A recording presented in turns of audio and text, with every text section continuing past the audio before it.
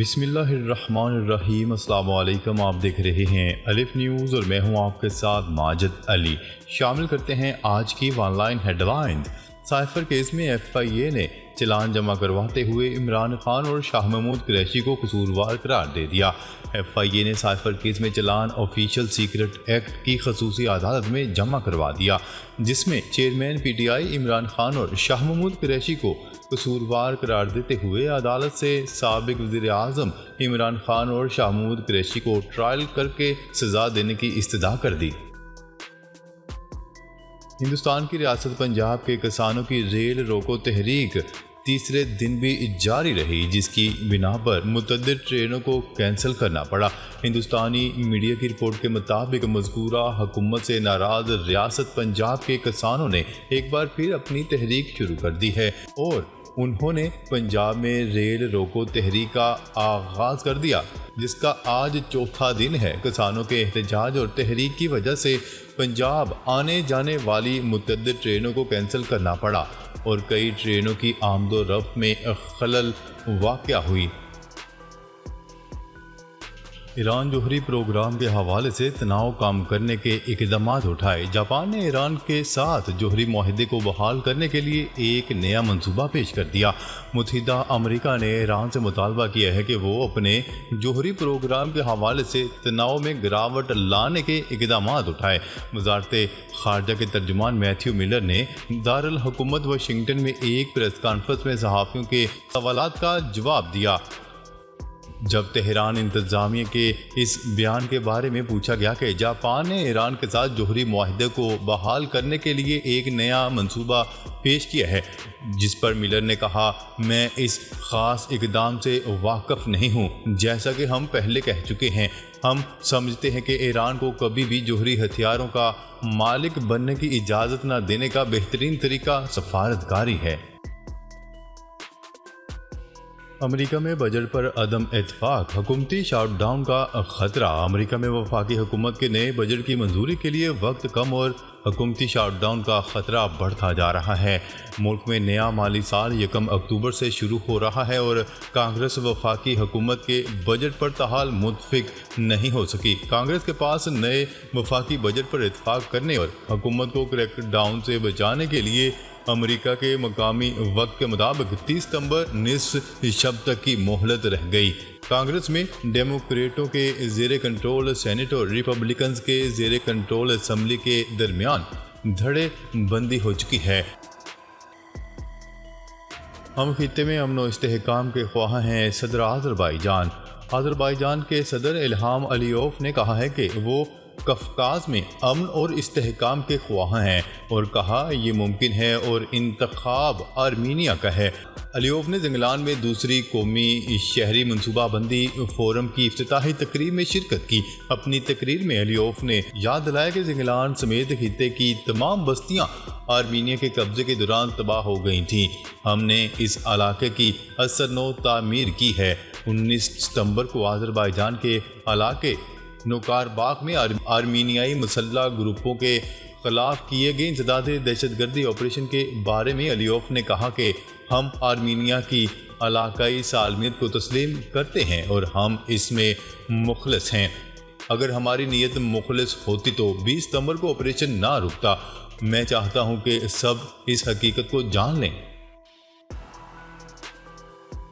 Afghan currency 2023 کی تیسری سماہی کی بہترین کرنسی قرار دے دی گئی ہے۔ امریکی جریدے کی رپورٹ کے مطابق امریکی کرنسی افغانی 2023 کی اب تک کی تیسری مضبوط ترین کرنسی ہے۔ انسانی امداد سے حاصل اربوں ڈالر اور ایشیائی ممالک کے ساتھ بڑھتی تجارت نے اس سماہی میں افغانستان کی کرنسی کو عالمی درجہ بندی میں سر فہرست قرار دے دیا۔ رپورٹ کے مطابق غربت زدہ ملک کے لیے یہ ایک غیر معمولی مرحلہ ہے۔ اگست 2021 میں کابل پر دوبارہ کنٹرول کے بعد طالبان نے کرنسی تجارت پر سخت اقدامات کیے تھے۔ کینیڈا میں پیش آئے واقعے پر امریکہ کو تفصیلی آگاہ کر دیا۔ بھارتی وزیر خارجہ۔ بھارت نے کینیڈا میں خالصتان تحریک کے رہنما ہردیپ سنگھ کے قتل پر امریکہ کو تفصیلی طور پر آگاہ کر دیا۔ بھارتی وزیر خارجہ جے شنکر ان دنوں امریکہ کے دورے پر ہیں، جہاں گزشتہ روز ان کی امریکی ہم منصب اینتھنی بلنکن اور قومی سلامتی کے مشیر سے بھی ملاقات ہوئی۔ غیر ملکی میڈیا کی رپورٹ کے مطابق یہ بات سامنے آئی ہے کہ امریکی وزیر خارجہ نے اپنے بھارتی ہم منصب پر ہردیپ سنگھ کے قتل کی تحقیقات میں کینیڈا سے تعاون پر زور دیا ہے۔ فینز اور صحافیوں کے ویزوں کا معاملہ، پی سی بی نے آئی سی سی سے رابطہ کر لیا۔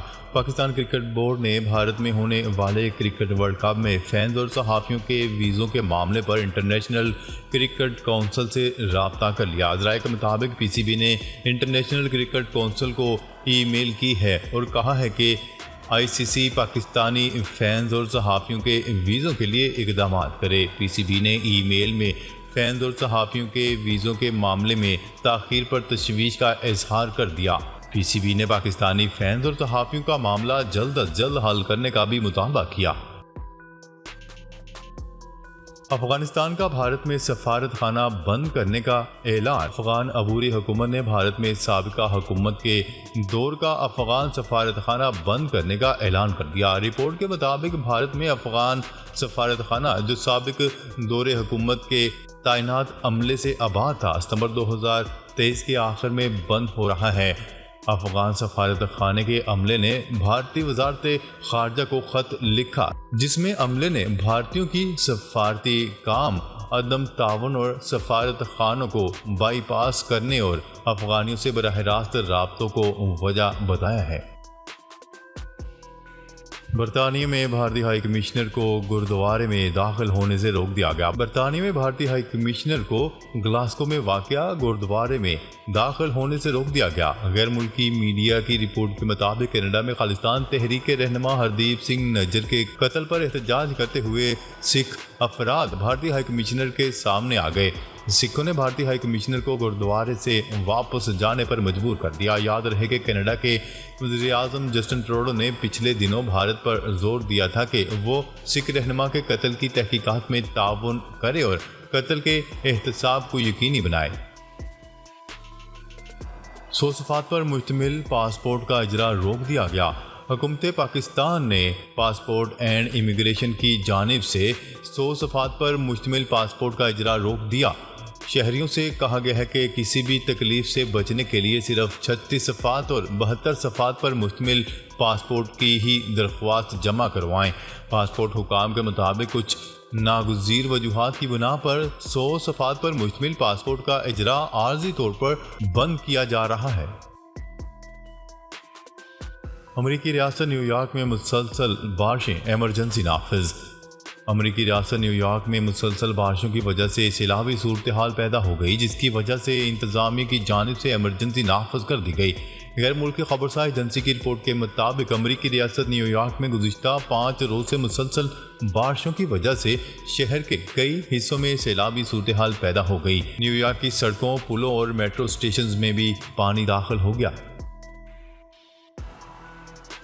پاک بھارت میچ، احمد آباد ایئرپورٹ پر چارٹرڈ فلائٹس کی سرگرمیاں 30% بڑھ گئیں۔ کرکٹ ورلڈ کپ میں پاکستان اور بھارت کے درمیان 14 اکتوبر کو شیڈول میچ کے باعث احمد آباد ایئرپورٹ پر پرائیویٹ جیٹ ٹریفک میں 30% اضافہ ہو گیا۔ بھارتی میڈیا کی رپورٹ کے مطابق پاکستان بھارت میچ کی وجہ سے احمد آباد میں چارٹرڈ فلائٹس کی سرگرمیاں بڑھ گئی ہیں۔ سونے کی قیمت میں اضافہ، مسلسل 2 ہفتوں کی کمی کے بعد سونے کی قیمتوں میں 1000 روپے کا اضافہ ہو گیا۔ مقامی صرافہ مارکیٹوں میں فی تولہ اور فی 10 گرام سونے کی قیمتوں میں بالترتیب 300 روپے اور 2500 روپے کا اضافہ ہو گیا۔ اضافے کے بعد کراچی، حیدرآباد، سکھر، ملتان، لاہور، فیصل آباد اور پشاور میں فی تولہ سونے کی قیمتیں بڑھ کر 2,03,000 روپے اور فی 10 گرام سونے کی قیمت بڑھ کر 1,74,000 روپے ہو گئی۔ برطانوی وزیر خارجہ کا نگراں وزیر اعظم سے ٹیلی فونک رابطہ، دہشت گردی کے واقعات پر اظہار افسوس۔